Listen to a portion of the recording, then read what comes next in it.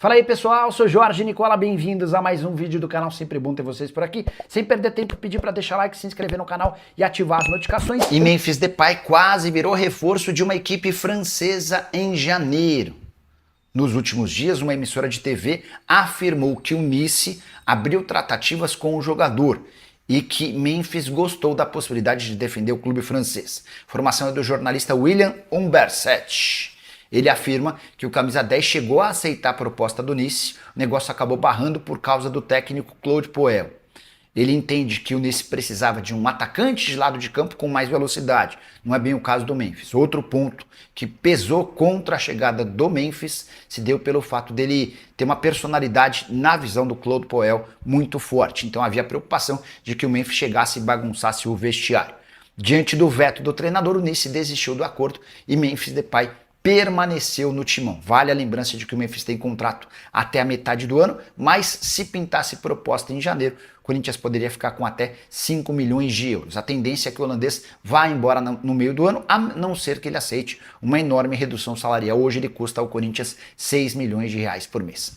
Para completar, registrar que o Memphis deu uma entrevista a Romário, afirmando o seguinte, abre aspas, em termos de impacto e grandeza, o Corinthians se compara com Barcelona e Manchester United, mas em termos de torcida não dá para comparar. O que eu vi na Neoquímica Arena não encontrei em nenhum outro estádio do mundo. Memphis enchendo a bola do Corinthians e da torcida alvinegra para fazer aquele filme. Sobre o Corinthians, informação exclusiva. Antes de fechar com o Cruzeiro, Bruno Rodrigues foi alvo de uma proposta do Timão. Corinthians soube na sexta-feira que o Cruzeiro havia avançado nas tratativas com o Bruno Rodrigues, atacante que pertence ao Palmeiras. Marcelo Paz pegou o telefone e tentou impedir esse acordo, oferecendo condições melhores do que as do Cruzeiro. O Cruzeiro fechou com o Palmeiras, empréstimo até o fim da temporada, com metade dos salários pagos pelo Verdão.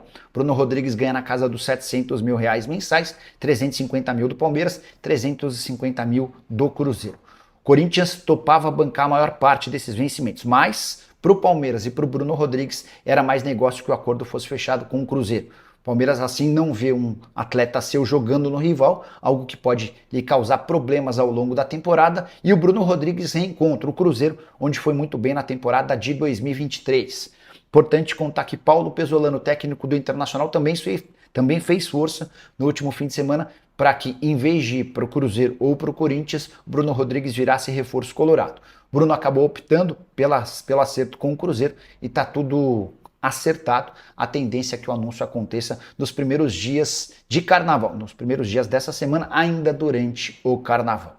Só para completar sobre o Timão, Corinthians venceu o São Bernardo com mais uma ótima atuação do volante André, menino que está super bem na fita, tem sido avaliado pela Inter de Milão.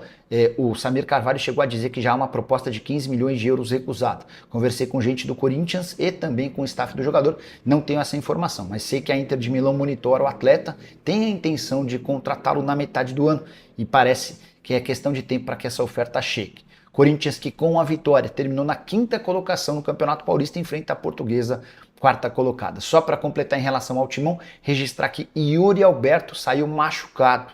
Lesão que parece séria, lesão muscular. Resta saber se ele vai ter condição de enfrentar o Atlético Paranaense quinta-feira na Arena da Baixada, Campeonato Brasileiro, e possivelmente no domingo contra a Lusa. A tendência é que o Yuri pare por algumas semanas. Assim que tiver qualquer novidade sobre o tema, eu conto para vocês. Beleza? Agora de falar sobre Portuguesa versus Corinthians. Os times vão se enfrentar nas quartas de final do Paulistão, a Portuguesa como 4ª colocada, o Corinthians como 5º.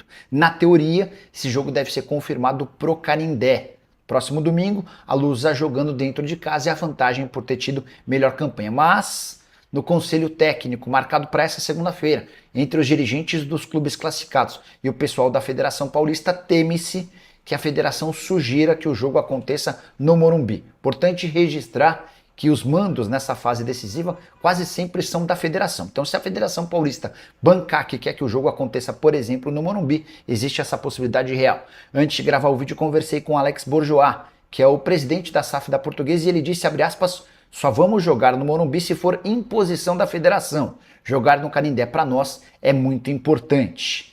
Só para lembrar que a Lusa foi quarta colocada com 15 pontos em 8 jogos, graças a 5 vitórias e 3 derrotas. Nesse domingo, na saideira, na última rodada da fase de grupos, mais uma vitória na condição de visitante. De virada, a Lusa bateu o Mirassol por 2-1. Os gols da portuguesa de Maceió, que passou pelo Mirassol sem conseguir jogar na temporada passada, e Everton. Essa foi só mais uma das várias façanhas da Lusa nessa fase de grupos. A portuguesa havia quebrado um tabu de 13 anos sem vencer clássico contra o São Paulo. Venceu também o Mirassol, que não perdia em seu estádio há mais de um ano. Só para completar, em relação à portuguesa, melhor visitante do Campeonato Paulista na primeira fase, 75% de aproveitamento. Vitórias contra São Paulo, Mirassol e Primavera, só perdeu para o Capivariano. Corinthians, que recusou 2 propostas por Hugo Souza conseguir descobrir os valores sugeridos por clubes da Europa. A primeira proposta chegou em dezembro. No dia 4 de dezembro, o Milan entrou em contato com dirigentes alvinegros. Corinthians, decidindo a Copa do Brasil, pediu que essa conversa acontecesse um pouco mais para frente. No mês de janeiro, o Milan apresentou uma oferta de 9 milhões de euros. Esse valor era fixo e poderia haver bônus. Corinthians descartou qualquer tipo de negociação na hora. No mês de fevereiro, para ser mais preciso, no dia 4, houve uma nova investida agora do Beşiktaş. O clube turco estava disposto a pagar 10 milhões de euros fixos, pagando o restante em bônus, atrelados à meta. Nos 2 casos, o Corinthians nem quis abrir conversas. A justificativa no timão é de que a classificação para a Libertadores da América obriga que o Hugo Souza fique no clube. O Corinthians até cogitava vender o Hugo caso não estivesse na principal competição sul-americana na temporada de 2026, com o título da Copa do Brasil e o passaporte garantido para a Libertadores. O Corinthians mudou sua ideia e só vai cogitar vendê-lo ao fim da participação na Liberta. Importante registrar que a divulgação sobre as propostas do Beşiktaş e do Milan foi feita pela OTB, representante do atleta. Eu consegui descobrir as cifras oferecidas pelos 2 clubes. Para completar o noticiário alvinegro, registrar que Donelli foi emprestado para o Shabab Al-Ahly, goleiro que era reserva e não entrava em campo desde abril do ano passado. O empréstimo se encerra na metade do ano. O time dos Emirados Árabes Unidos assume 100% dos salários. A economia do Corinthians, por mês, chega a 190 mil reais com impostos.